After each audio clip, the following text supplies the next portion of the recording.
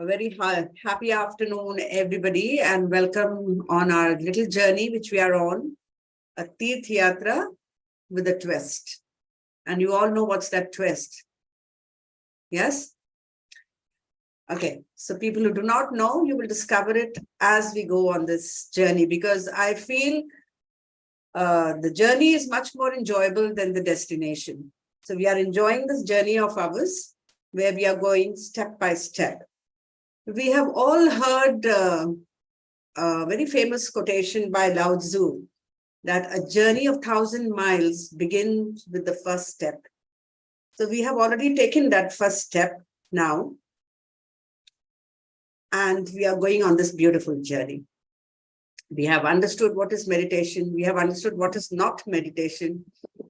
We have understood lots of myths of meditation. And last week, we understood a very beautiful concept of Socrates. That was the allegory of the cave, which I find very, very interesting, because I'm able to connect that with mostly whatsoever concept I try and understand. Okay.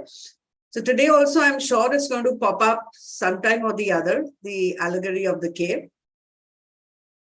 And just a sec, huh? Okay. So what are we doing? See, like this journey we are saying, why do we need to go on this journey? If anyone can speak. Or I think a couple of you are new today, so I will just give you a lead first. See, we have progressed so much in life. We think we are so educated. All of us are educated people sitting here, and we are doing wonderfully for ourselves.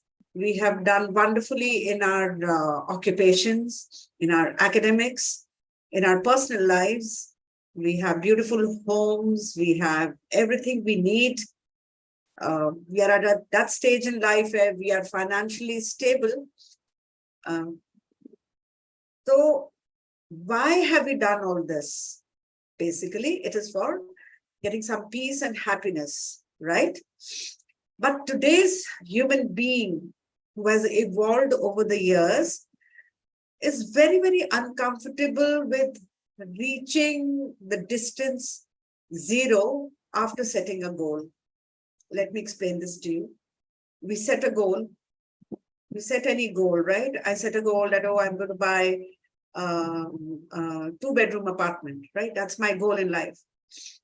And once I've achieved it, I feel hollow. I've achieved that goal, but now, unless I don't set another goal, I'm going to be uncomfortable. This is called distance zero, being uneasy with the distance zero. So unless I have a goal, I'm full on, I'm trying to reach that goal, doing everything I can, upskilling myself, investing, doing lots of things, trying to achieve that goal. But once we reach that goal, we should be happy, content. But do we feel happy and content once we've reached that goal? I don't think so, because then you want to set another goal after that, and then another goal, then another goal. But eventually, do we achieve that happiness, that bliss which we were looking for? Well, I didn't. So I realized that my direction was wrong. I was trying to get happiness, not in the place where I was going to get happiness. Yes, all luxuries are required. All necessities are. I need food on my table. I need clothes to wear. I need a roof on my top. I need enough money for my needs. I need enough money for my children, for my day-to-day needs, my enjoyment, everything. After that, what? Are we happy? Are we blissful? Question mark. So you can answer that for yourself. How many of you are happy achieving all these goals in your life? You can just give me a thumbs up or put it in the chat or something that you're extremely happy where you've reached. You come on. Most of us are all in the academic sector. Okay, sir is happy. That's beautiful. That's very nice. So being content definitely brings us happiness. But then when we keep on putting up new goals after new goals to achieve things, okay, there the uneasiness comes. Because our direction to gain that happiness or the definition of our happiness was going wrong somewhere. And why was that happening? Why was that direction going wrong? Because, as I said, our direction was going wrong. We were looking for happiness outside, in the things, in the materialistic things, in the money in our bank. We were looking for happiness there. But the real happiness actually lies elsewhere. There's an opening line of the Anand Sahib. I'm a Siddharthi, so I knew a few of these lines. It says, Anand Paya Meri Mai, Sadguru Me Paye. So he says, Anand, the happiness, the bliss you get when you get the Guru in your life, right? Now here again, there's a confusion. The minute I say Guru, what comes into our head? A spiritual person, or a religious person, or some cult, or some group. So we are a little uneasy there. What am I talking about? Am I talking about some particular religion? Am I talking about some particular cult? Or am I talking about some particular human figure dressed in white with a long white beard? No, my dear friends, I'm not talking about that Guru. I'm just talking about someone who is enlightened and who is now competent enough to bring that enlightenment into our lives, to bring that bliss into our life. And what is that bliss? We saw the allegory last time. I'm going to share that once again. That was moving from darkness to light. Now, what is this darkness to light? Anyone would like to put light on this? The darkness is also within us. The light is also within us, but we have to shift from darkness to light. That is what is called enlightenment, right? So what was this darkness and what is this light going to be? Here I'm sharing the allegory once again for people who did not see it last time. This is a beautiful slide which explains a lot of things. Very briefly, I'm just telling you, there are these people who are prisoners who have been locked in a cave since childhood. And all that they can see is the cave in front of them, the wall in front of them. Yeah, they cannot even move their neck. They cannot move around. They have been sitting there still years after years. And for them, life is just these shadows which are produced artificially by a group of people behind the wall. The light is burning, the fire is, it has been used to create the light. It is throwing these shadows on the wall, and that's all these people see. And they are very happy and content with their life because they are seeing what is being shown to them. What is being shown to us through these advertisements? That once we achieve, we buy this big plot, we buy this house, we buy this fancy car, we're going to be very happy because the person sitting and driving that car is extremely in bliss. So we believe that. What does the politics show us? Whatever they show us, we believe.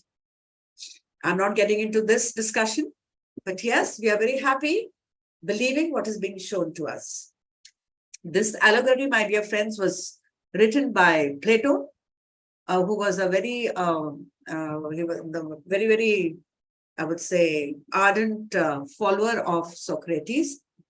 And he has written this to change the kind of government which was prevailing there in Athens. The government, he wanted to make a change because he was not happy. Because people were just blindly following what was being shown to them.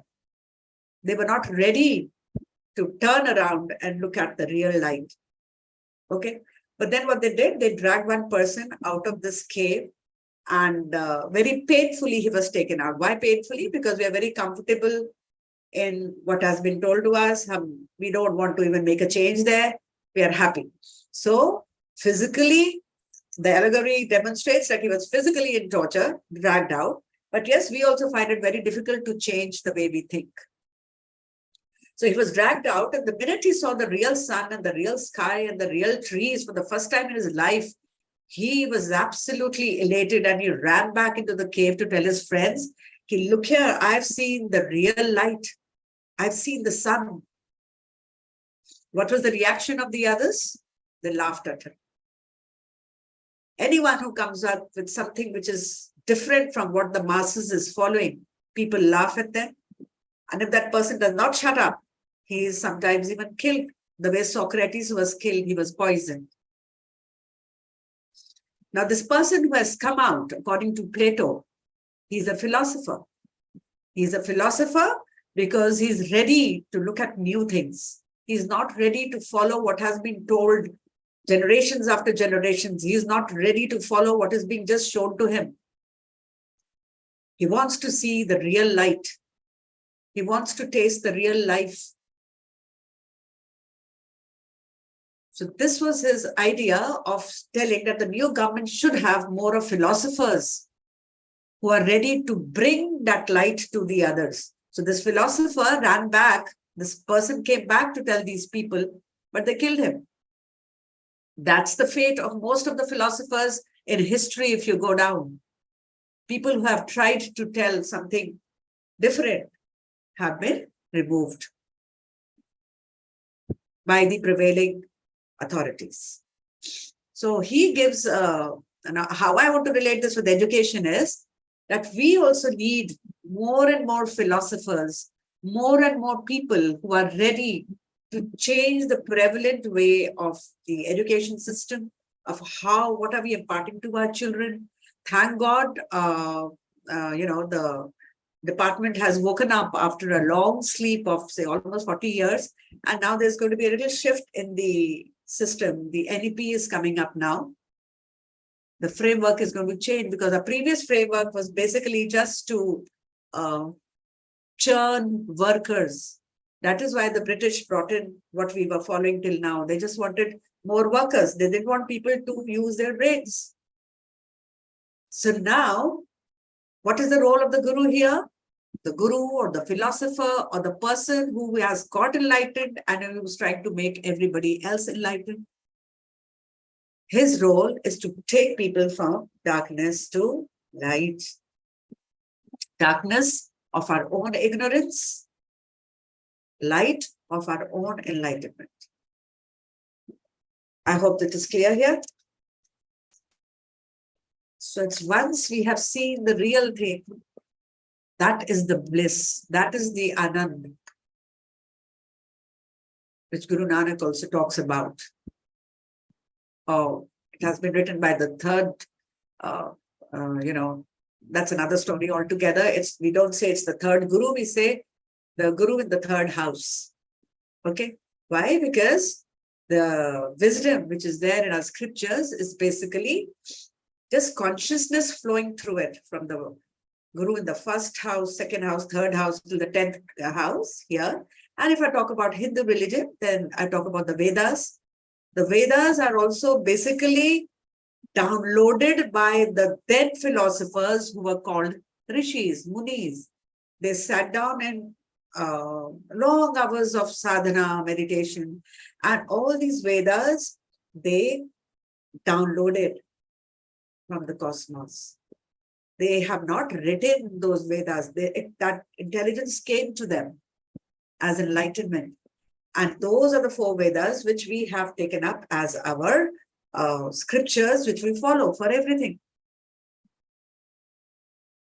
Okay, so I do not want to take it into any other direction now. So I think we've understood what's a guru.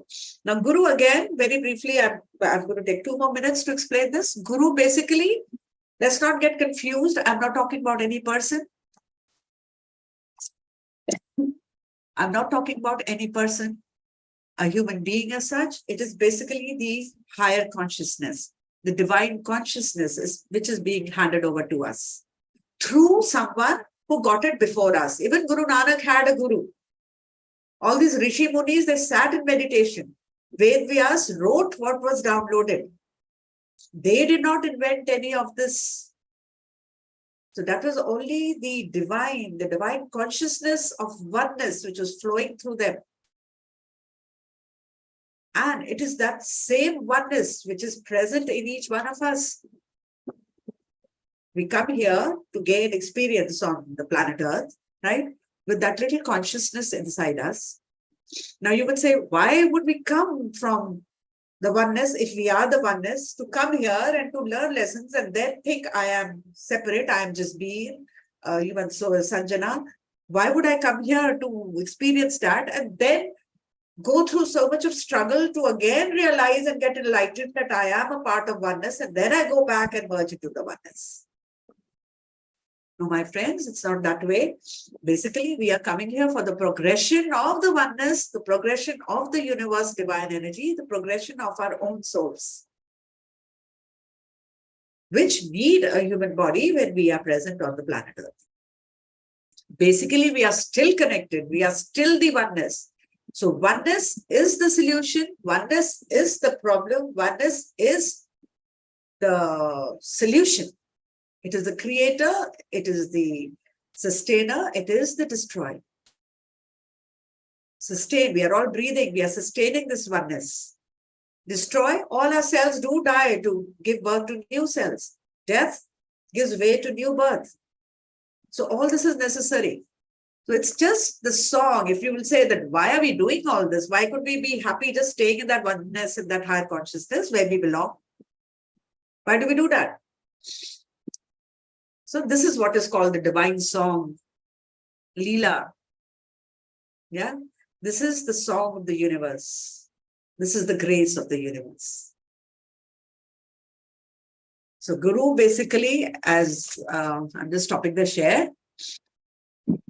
Now we've understood why we need a Guru, who's going to remind us that we are a part of this oneness. Okay. And we have to, and what's the ignorance? Ignorance is when we come here, we think we are separate. We are, I am just Veer. Okay. I'm very educated and I'm this and I'm that, blah, blah, blah. That is the ignorance. And what is the enlightenment? Understanding the understanding that we are not separate from that higher consciousness. That is the oneness. So oneness is the beauty of the entire teachings in the Vedas. If you see the 4 Mahavakyas also, the last Veda, the last Mahavakya is Aham Brahmasmi. Now that doesn't mean that we become arrogant and we start telling people, oh, I am Brahmasmi. No, we have to pass through certain, that's the subtle knowledge, but we have to pass through the other 3 stages also, where we understand that we are the consciousness. We understand we are the Atma, right? We understand that we are the oneness, but for that, we have to feel that oneness first. For that, we need a Guru. Someone who introduces us to the oneness. If you come to the Granth Sahib also, that also talks about oneness. The first word of the Granth Sahib, Ek Omkar, Ek. Here, the translations all over the world says God is one. But I disagree. What I mean here is, what I'm sure the knowledge in our Granth Sahib means is, Ek means oneness. We are all one consciousness. We are the wave. The higher consciousness is the ocean, and we are not separate anyway. We just come for a fraction of a second to say, oh, here I am, I'm a big wave. And then we go back into that same ocean. So there is no separation anywhere. The ignorance is when we start thinking we are separate, we start competing with each other. Oh, I'm a better principal than so-and-so. I'm a better teacher than so-and-so. My institute is the best. That's the ignorance. Because basically, we are all one. So even our Vedas eventually say Aham Brahmasmi. Guru Nanak begins everything with Ekamkar, ends everything with Guru Prasad. So how do you feel that oneness? Prasad, or the grace of the Guru, the grace of the divine, grace of the universe. If that grace is on you, you will get enlightened in this lifetime. If the grace of the Guru says that you do not need to be enlightened in this life, you still have to, you're at a stage where you are not really ready for that. That's also the grace. So anyone who feels the oneness need not also feel arrogant, oh, I am Brahmasmi. Nothing like that. You haven't done anything. It was the grace of the divine. It was Guru Prasad. Okay. So anyone would like to add on to what I have said? And now we've understood we need that guru. We need that guru in three forms. The first is the nirgun, right? That is the consciousness, the oneness. We have to feel that. Now, to feel that, we need a sargun, a person who has a form, who has felt that. He will introduce us to this. That is the role of that human physical guru. And how does he do it? He uses the divine wisdom from all the scriptures, from the Vedas, from our Granth Sahib, from the Quran, from the Bible. He uses those scriptures. The knowledge from there is used by a human form to make us or to introduce us to the light, to the oneness, to the higher consciousness, to the higher intelligence. So that is the role of the Guru. Any comments? Or we can now straight away get into meditation where we will try and feel that higher consciousness inside us. Any comment, please?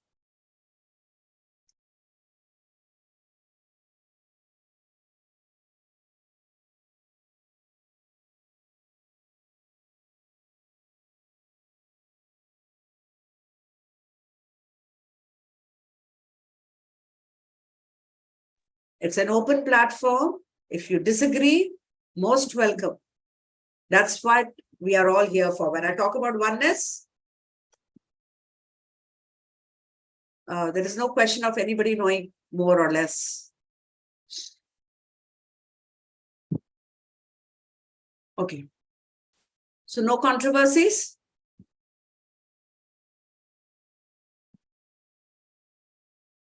Thank you. Thank you. Okay.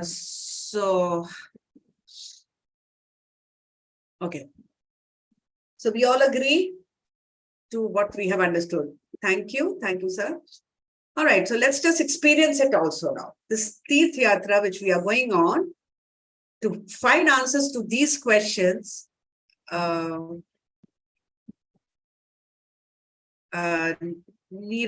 I did not understand your comment. Is it means what?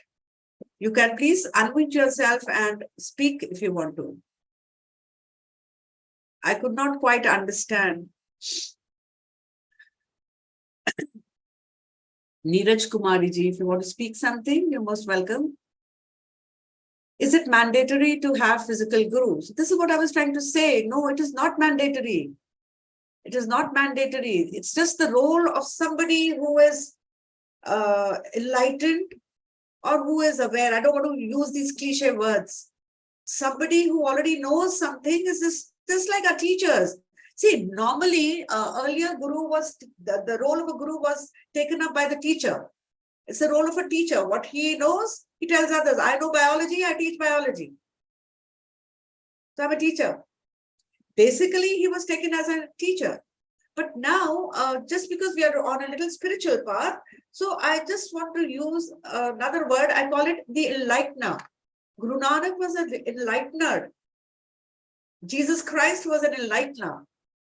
They are transcendental souls who come back to teach others what they have already learned. And they have learned through the same paths. They also had gurus. Guru Nanak had a guru. All the Rishi Munis, they used to sit in meditation, right? And then they got this knowledge which Vedvyas wrote in the Vedas. Now the Vedas in Sanskrit. So we did not pay attention when our teachers were teaching us Sanskrit. We don't know how to read and write Sanskrit. So there was a gap. Now we have lots of people who are coming up and trying to translate what was there, trying to tell us, rather than going into understanding things in a distorted way. We are now trying to get the right essence, as I have tried to understand Ek Omkar as oneness, and not God is one. I understand it's, the confusion comes when we use the word God. It's very, very narrow. I'm talking about oneness. bigger things, minerals, plants, animals, all is one. Yeah, the universe. When I say universe, universe does not mean only the planets and the sun and the solar system and all the galaxies. Universe was there even when this particular galaxy was not there. Oneness was there. From oneness came the universe. Universe did not come before that. So the energy, yeah, absolutely. This is what Einstein said. E is equal to mc square. He said it a few years back. Aveda said it, say about 2000 BC. Guru Bhagavad Gita said it 5,000 years back. So all have said the same thing, what Einstein said now, that E is equal to mc square. Energy is equal to mass. So mass has come from energy. So everything is energy and everything is oneness. Let's just feel it now. Now the meditation which we are going to do is basically, we get so many thoughts in our heads in the whole day, 40 to 50,000 thoughts, as said by Dawson Church. It's a beautiful book. You should read Mind to Matter. People who haven't read it, to really understand the science of meditation, to understand the science behind it. See, science has to hold hands with spirituality now. These are not two different compartments. These are not two different compartments. E is equal to mc square.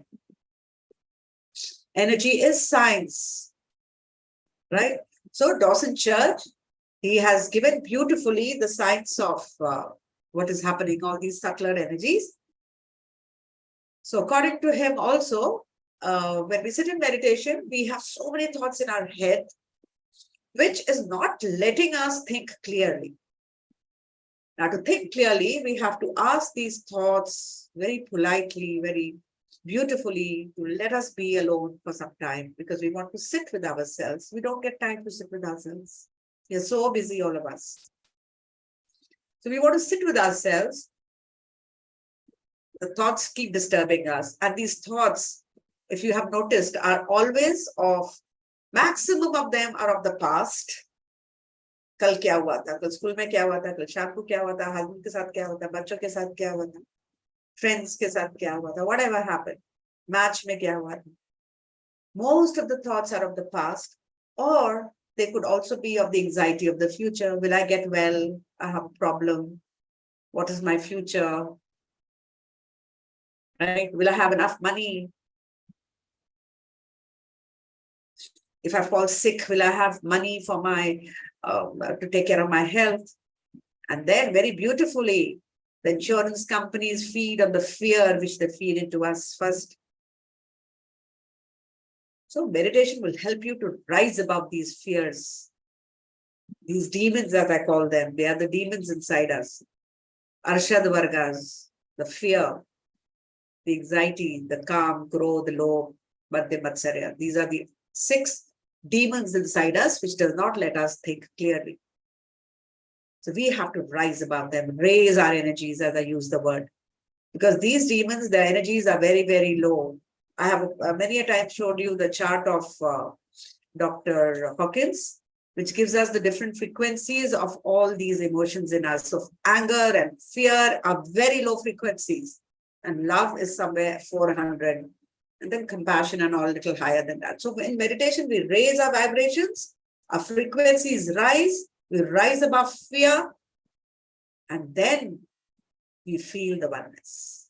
So let's get into meditation, my dear friends, and let's practice it practically. We will be sitting for, say, about half an hour. So don't worry, I'll be guiding you, people who have not done it before. It's going to be very, very simple, because we are doing the simplest form of meditation, which is called Anapanasati, given to us by Lord Buddha. This is how he got enlightened.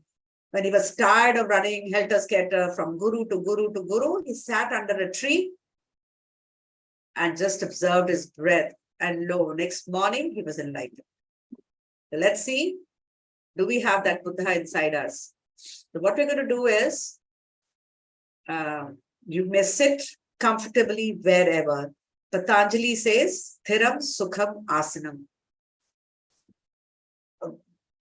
To some extent, sthir, Sukham, comfortable. If you cannot sit in a Padmasana, don't kill yourself trying to do that. Just sit wherever you are, on the bed, on the chair, on the floor, on a gadda, on a sofa, or on wherever. Just sit with crossed legs, lightly crossed, your fingers into fingers like this. We are trying to make a circuit because in meditation, when these thoughts will reduce, we will be absorbing a lot of cosmic energy from the universe. And that energy is going to flow in our meridians. I mean, people who know what are meridians and chakras would know what I'm talking about. This energy will flow in those 72,000 nadis inside us. And when we close this circuit, as a physics ka circuit banate, we will ensure that we don't leak out this energy out. We want to keep it with us. Okay. So cross-legged, fingers into fingers, specs removed, because to go within on this journey, we don't need specs, right? We are not driving anywhere. We are not going anywhere. We are just turning the direction towards the self, trying to know all these mysteries. Okay, so please settle down. We've heard a lot of gyan, so let's try and make it practical now. So first of all, meditation is always divided into 3 little segments. The first one is relaxing your physical body, because हमें physical body का कोई काम नहीं है. Then we could relax our mind. हमें thoughts का भी कोई काम नहीं है. And then you will see the magic happens when you go within and you touch that spark, that feeling of oneness inside your hearts. Please sit down and let's relax our physical body now. We will take 2-3 long breaths in through your nostrils and 1 long breath out, either through your mouth, letting your whole body loose. Another long breath in. Breathe out through your mouth, relaxing your entire body. Keep your eyes closed. And another long breath in.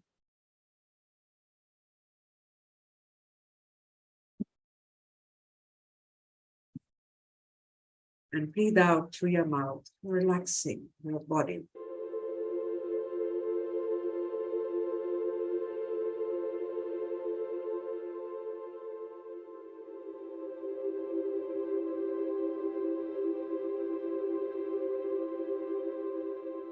Now, whatever happens, my dear friends, we are on a beautiful journey within.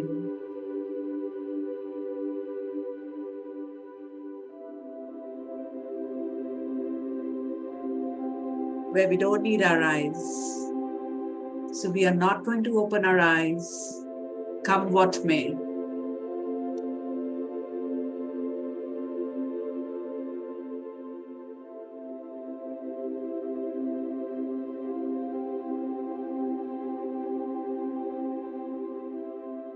We've had a busy day.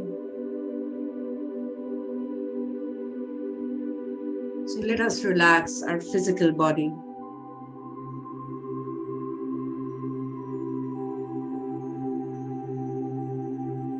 With your eyes closed, just take the awareness to your scalp, to the top of your head. If there's any stress there,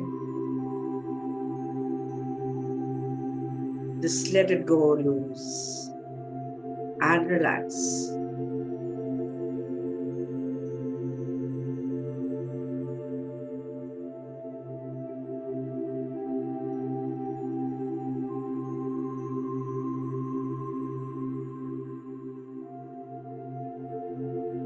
Slowly shift your awareness to your forehead.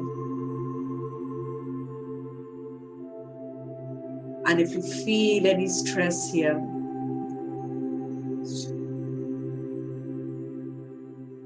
just relax and let go.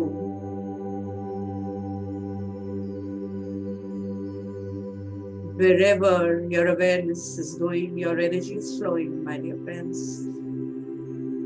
Bring this awareness to your eyes, your beautiful eyes. Relax all the muscles around your eyes.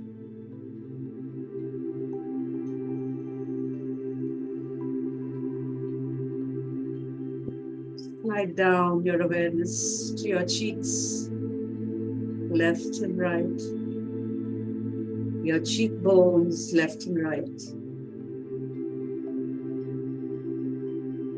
your lips, the inside of your mouth, the teeth. Let them all loose towards gravity as your jaw drops down, relaxing your face. We store a lot of stress in our jaws. Just let it go.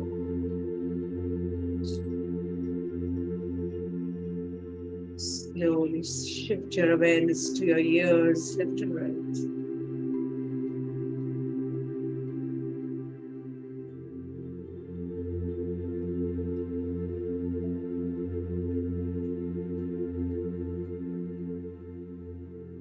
Your ears, left and right. Loose. Take your awareness to your neck. Both your shoulders, left and right.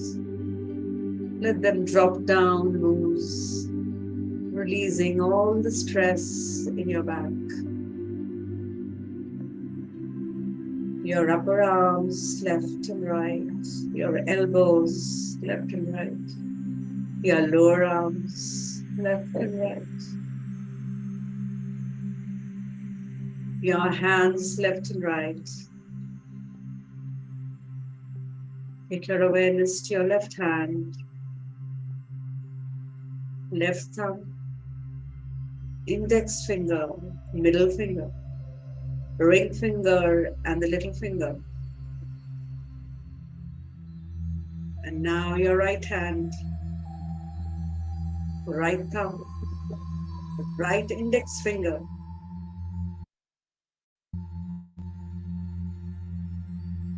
right middle finger, right ring finger, and the right little finger. Both your arms are relaxed. Just let them loose. Your chest now. Feel your chest rise as you breathe in and fall as you breathe out. The beautiful life-giving organs inside your chest, your lungs, your heart. Are you taking good care of them? Or you think you can do better than what you're doing? Your abdomen, externally and internally, all the organs, the liver, the intestine, the stomach, your kidneys, your urinary system, your excretory system, your reproductive system, all relaxed.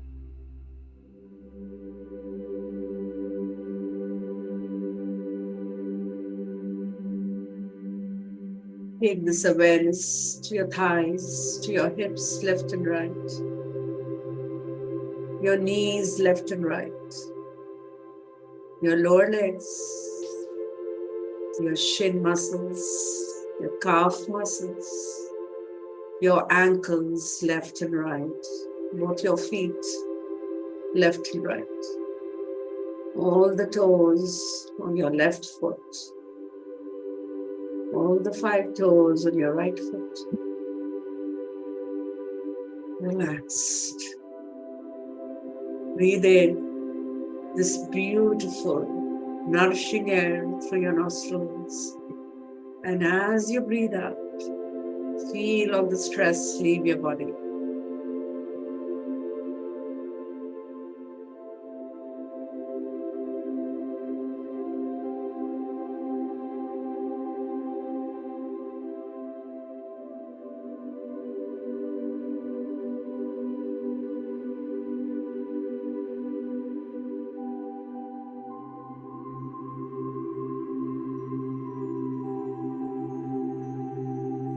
body is relaxed.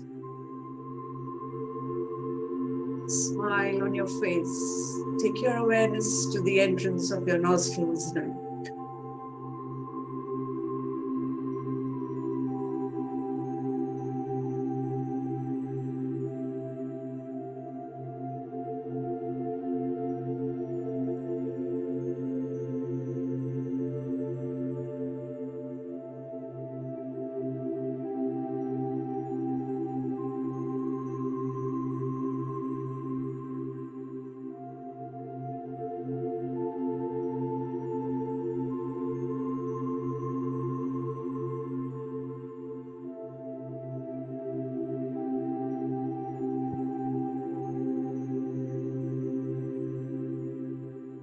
Thoughts will still keep coming in your head.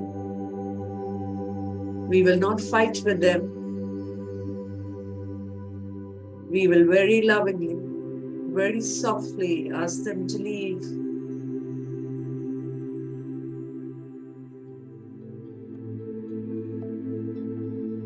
And bring your awareness back on your nostrils. Your breath is a simple tool which is helping you distract you from yourself, from all the thoughts in your head.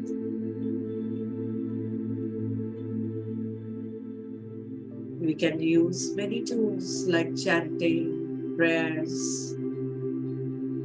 But my dear friends, breath is the simplest and the only tool where you don't need your brains, because a person in coma also breathes.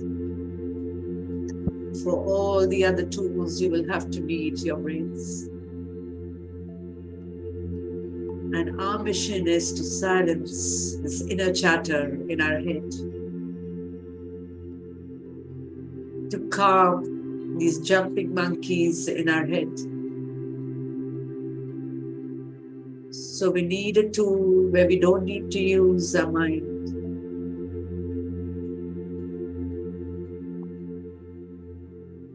And this is a beautiful tool given to us by Lord Buddha.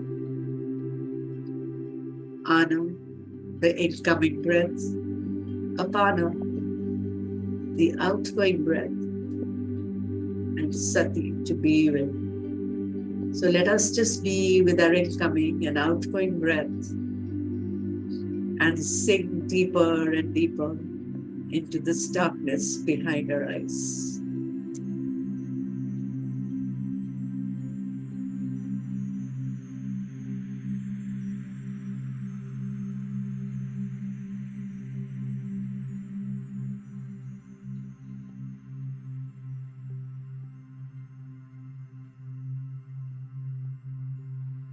There is nothing to do, nothing to think, nothing to say. All we're going to do is observe each and every breath as it comes in into your nostrils. Go down to the lungs, mixes with your blood, and is transported to the entire body through the arteries, capillaries. It nourishes all the organ system, bathes all the tissues, cells, molecules, atoms of your whole body, filling it up with life. And as you breathe out, it removes all that which is not needed.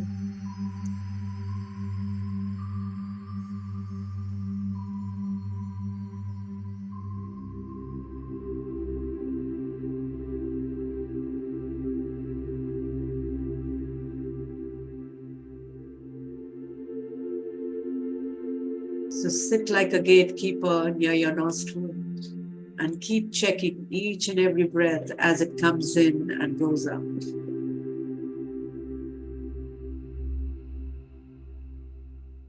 If you are new, it may feel a little boring.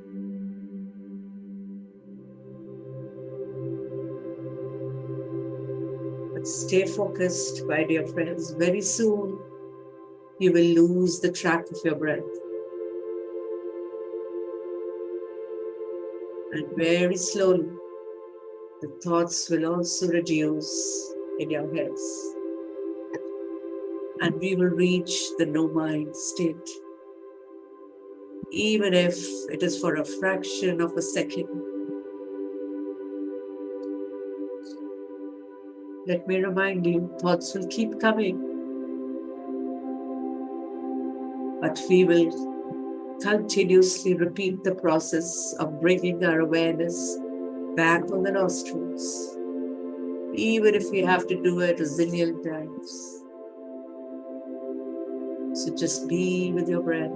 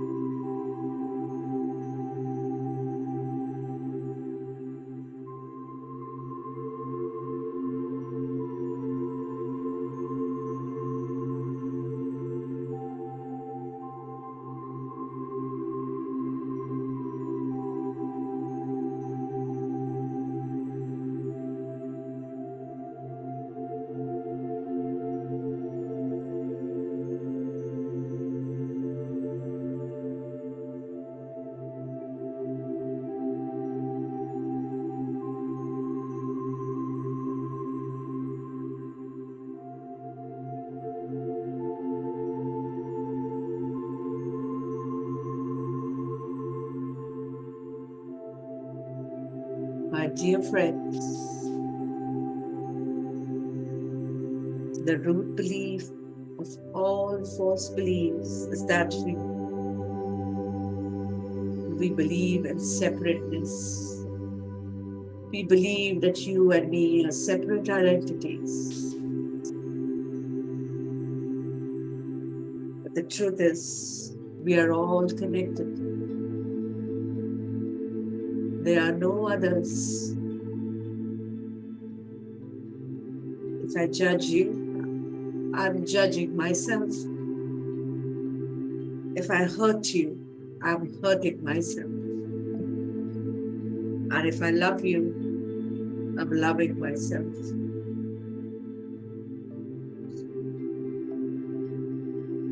This feeling of oneness, this feeling of yourself being with everything is true love.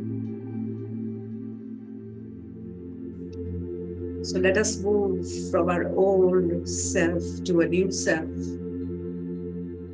Lose our identities, drop our resistance, and raise our vibrations by staying with our breath.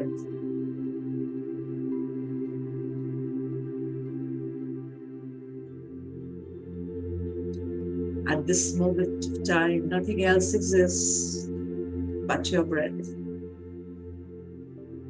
So just be with your normal, natural, simple, tranquil, easy, relaxed breathing.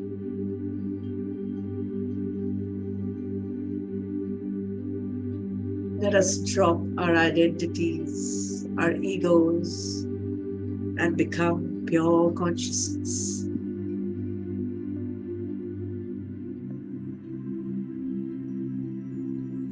Draw your attention from all people, places, time, event. Just be with your incoming and outgoing breath.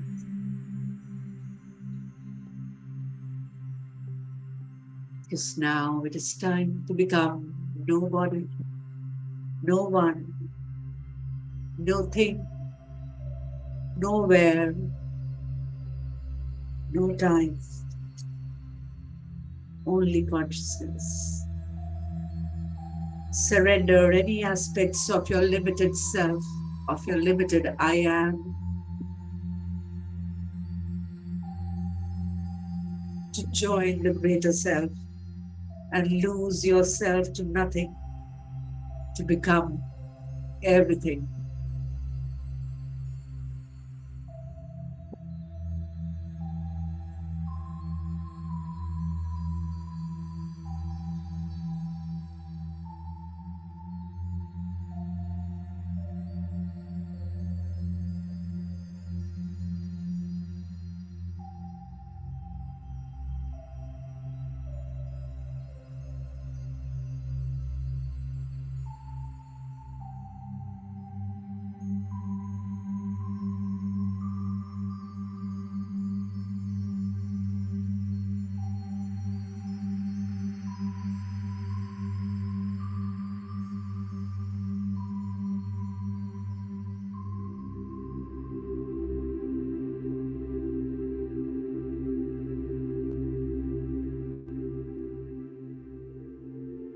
Each time you breathe in,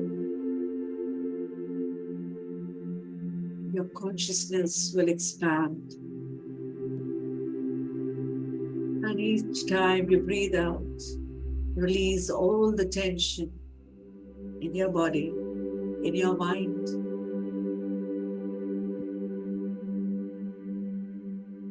Just let it go.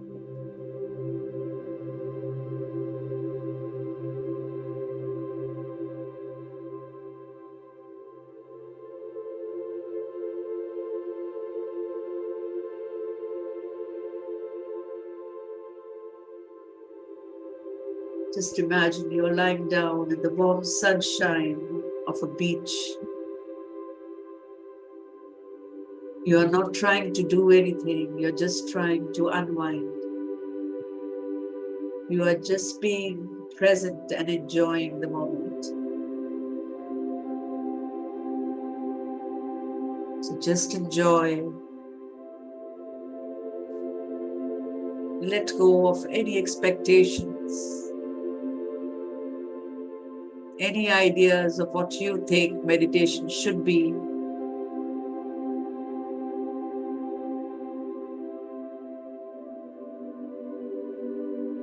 Just be in a state where you are noticing what is going on right here, right now. You feel what you feel. You are what you are. No ideas, no concepts, just your presence now in this very moment. Because, my dear friends, life is happening only in this moment. No future, no past, just this moment now.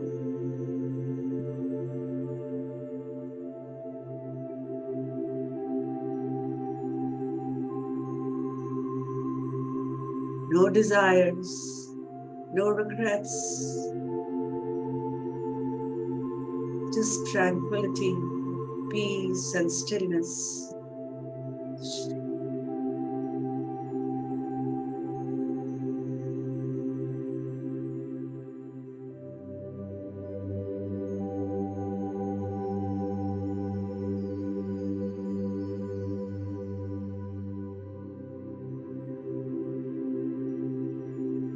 Become aware that this body in which you live, this mansion has been gifted to you. It is not yours. It is not something that you have created. It is simply something that is unknown to you, something which you have borrowed.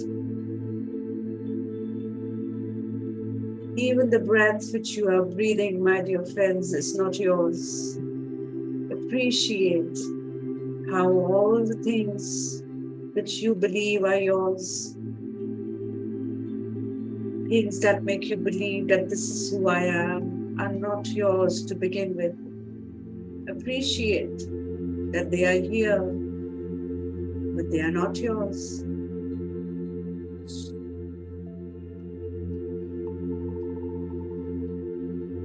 They are a gift from life. gift from the universe, a gift from the energy of light that is called Om, that is called Omkar, the oneness, the universal force of the divine.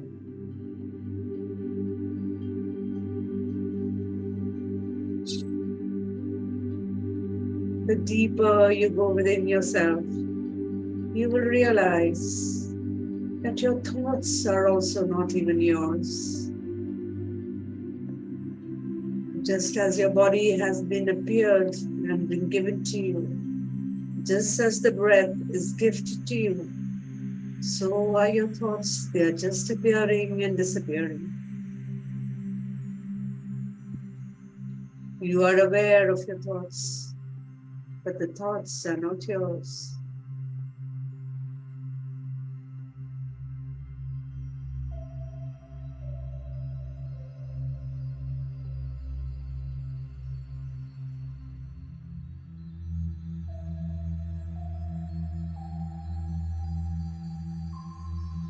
When you realize that this body is not yours, this mind is not yours, they are gifts. When your breath is not yours, it is a gift. When your mind is not yours, it is a gift. When everything which you believe is your possession, you will realize these are also gifts. The only thing left is a conscious presence within you, an awareness, which your mind has labeled I am, me, the feeling of me, the feeling of being awake within my own mind. Even that presence, my dear friends, awareness, consciousness, is not yours. It is simply there,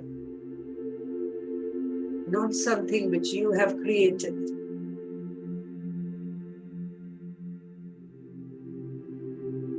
Not something which you switch on and off.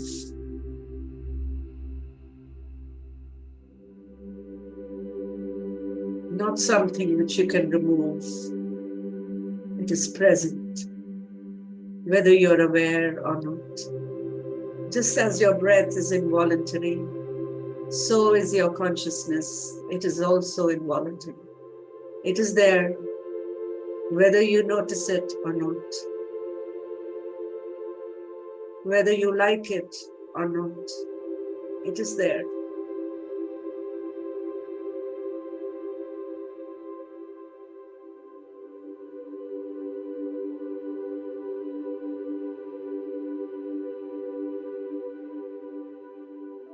When you realize that nothing is yours, not your body, not your breath, not your thoughts, not your possessions, not the awareness. When you realize that nothing belongs to it, nothing is truly yours, nothing can be called me, myself, or I am. Yet all these things are present.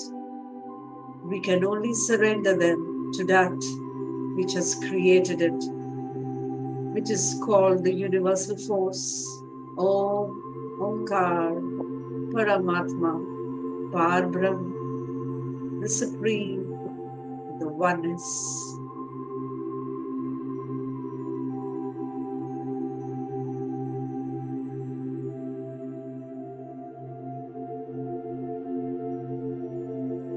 The only mantra your mind has known till now is I am, me, and now with the grace of the Guru, let us change this repetition of I am. Now we understand nothing is I am. Everything is you. This body is you. This mind is you. This breath is you. This awareness within me is also you. The only mantra left, that this is all you. I am also you, and you are also me.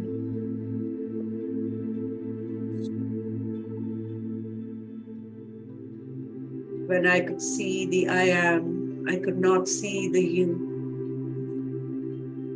And now when I can feel the you, there is no I am.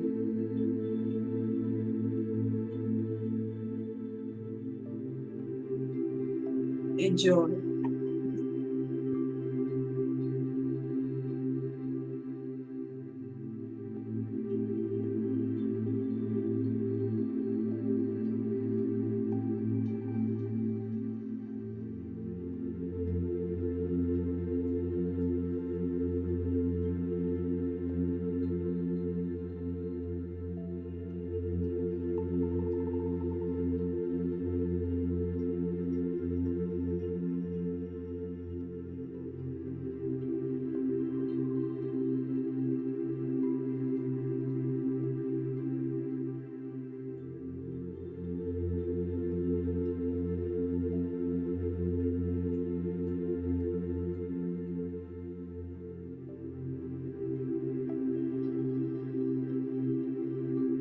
I will be sharing a very beautiful sutra right now, where Guru Nanak says, everything is a part of the divine plan.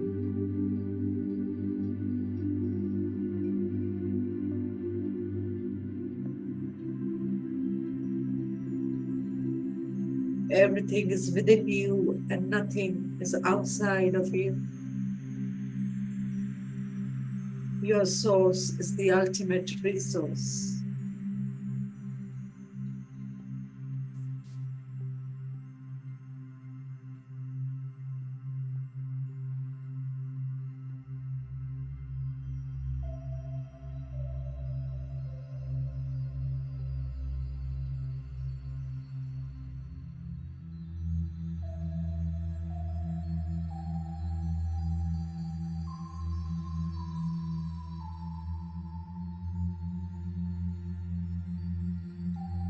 Sant Kabir says, कुदरत के सब बंदे एक नूर दे सब जग उपजे, कौन पले कौन बंदे.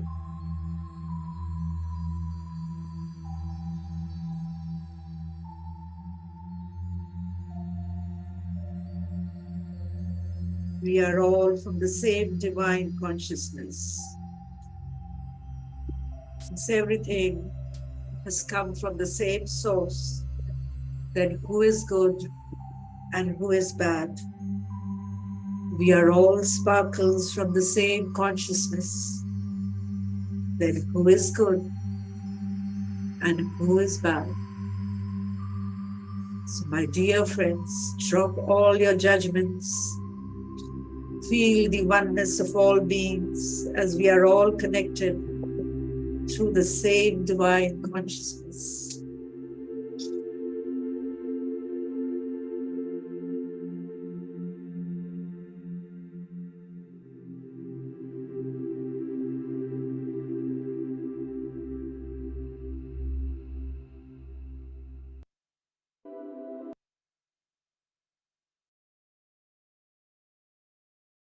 Let us hear these beautiful words of Sant Kabir with our eyes closed. एक नूर ते सब जग उपजया, कौन पले को. As we stay with our breath for the last 2-3 minutes. कौन पले को मंदे.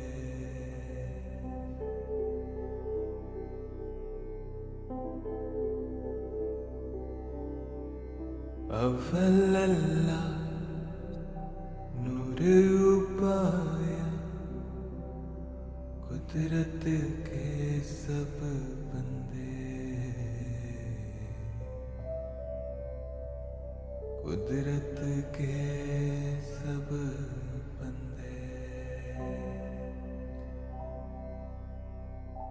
एक नूर ते सब जग उपजिया कौन भले को मंदे कौन भले को मंदे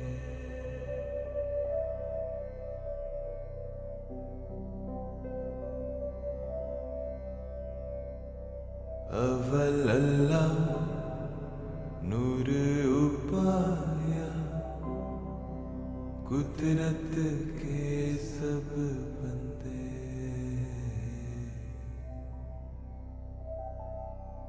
कुदरत के सब बंदे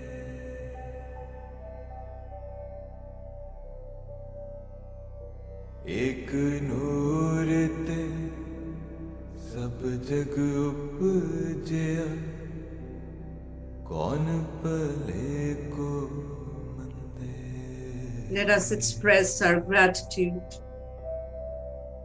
कौन भले को मंदे our gratitude to the universe,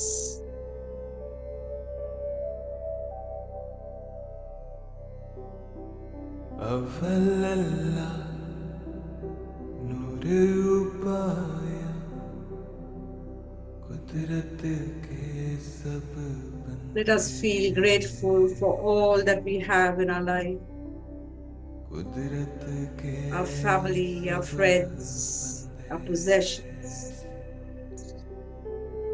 Let us feel एक appreciation for our Noor beautiful body, सब our जग beautiful work. उपजिया कौन भले को Feel love and compassion with plants, animals, nature, the Mother Earth कौन that nourishes भले us.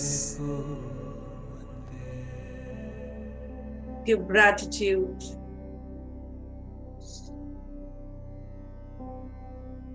for the air we breathe, अव्वल अल्लाह नूर as gratitude is the उपाया ultimate state of receivership. कुदरत के सब बंदे Feel this appreciation in your hearts, my dear friends, because what you कुदरत appreciate will के appreciate. सब बंदे Feel the care, immense compassion, unconditional love, एक self-love, नूर ते kindness, सब जग acceptance, humility. उपजिया Feel it all. कौन भले को मंदे Remember this feeling in your heart. Remember it by heart.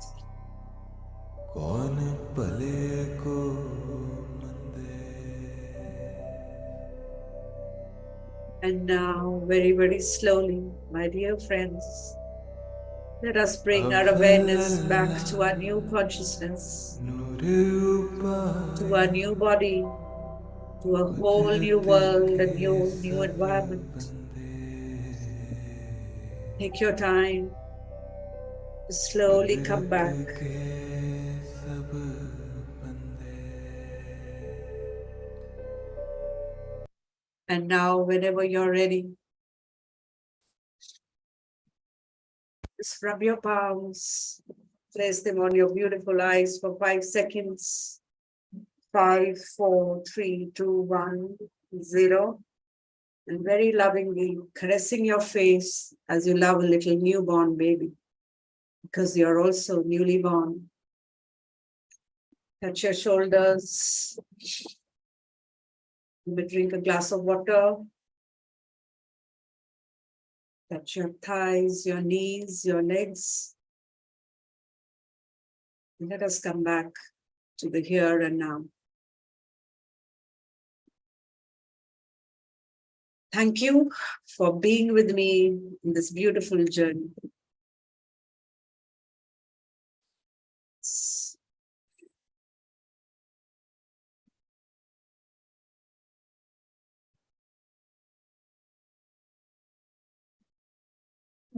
Siddharth.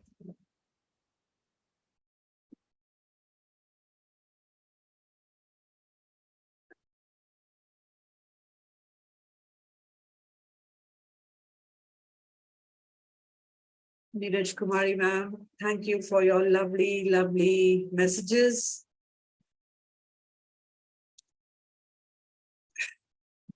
Just enjoy these experiences, ma'am. We are not going to analyze anything because we have gone beyond our logical mind. We use our logical mind the whole day, at work, at all the various things where we are trying to upscale ourselves, improve ourselves. We use a lot of logical mind. But magic does not happen with logic. So enjoy this earthquake. Well, sorry, I did not.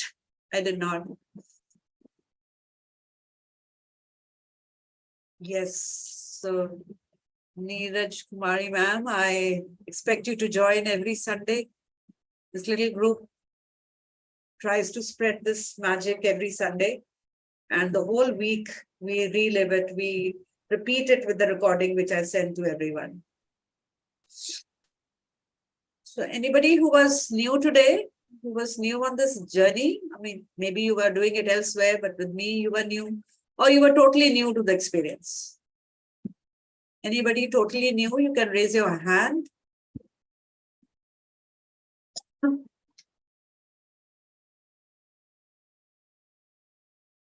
Well, in that case, I will suggest, okay, I was new in your class. Okay. So all the people who are new, I would request you to see the previous 3-4 videos which have gone in this series. We are going very, very slow, step by step, trying to understand what is meditation, what is not meditation, then our myths, and then today as we touched that why do we really need a guru? Okay. So guru in which form?